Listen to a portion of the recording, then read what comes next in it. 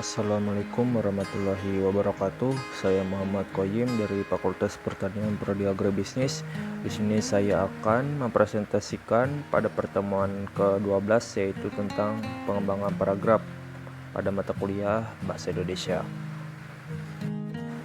Nah, kalimat topik yang merupakan inti gagasan penulisnya itu harus dikembangkan dengan kalimat-kalimat penjelas untuk menyelaras kalimat-kalimat dalam paragraf itu, yaitu dengan cara yang dapat ditempuh adalah dengan kata-kata transisi yang berupa konjungsi dan ungkapan penghubung antar kalimat, mengulang kata-kata kunci, menggunakan kata ganti, dan mendayagunakan keterpautan isi.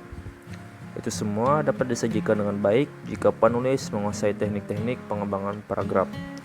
Nah, untuk tiap kalimat itu merupakan kesatuan kecil dalam karangan untuk menyampaikan suatu maksud, sedangkan paragraf merupakan kesatuan yang lebih besar, yang tersusun dari satu atau lebih kalimat, dan merupakan kesatuan yang utuh untuk menyampaikan suatu gagasan. Sebuah paragraf dikembangkan menurut sifatnya. Pengembangan paragraf dapat dilakukan dengan satu pola tertentu dan ada pula dengan kombinasi dua pola atau lebih. Ada beberapa metode pengembangan paragraf, di antaranya adalah sebagai berikut. Untuk yang pertama yaitu kronologi. Pengembangan paragraf secara kronologi atau alamiah disusun waktu atau the order of time. Pengembangan paragraf secara kronologi ini pada umumnya dipakai dalam paragraf kisahan atau naratif dengan mengembangkan setiap bagian dalam proses.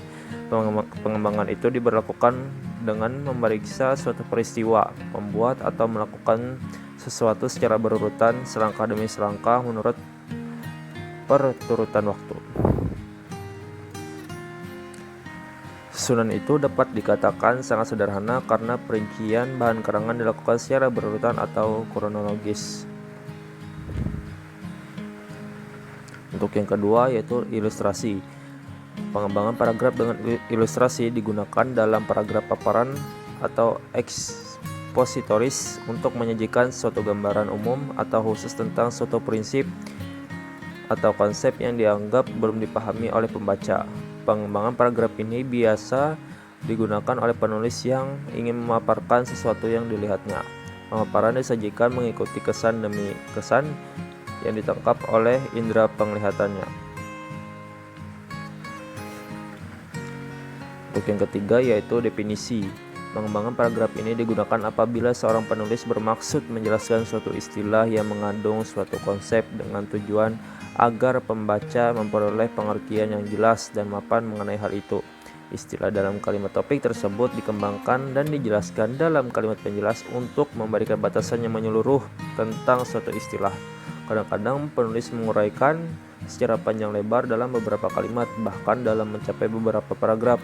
Definisi merupakan persyaratan yang tepat mengenai arti suatu kata atau konsep.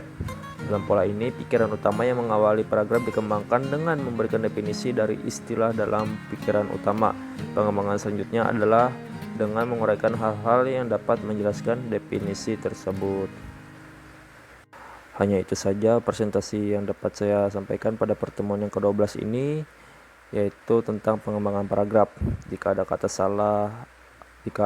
atau salah yang tidak berkenan, mohon dimaafkan. Wabillahi taufiq wal hidayah. Wassalamualaikum warahmatullahi wabarakatuh.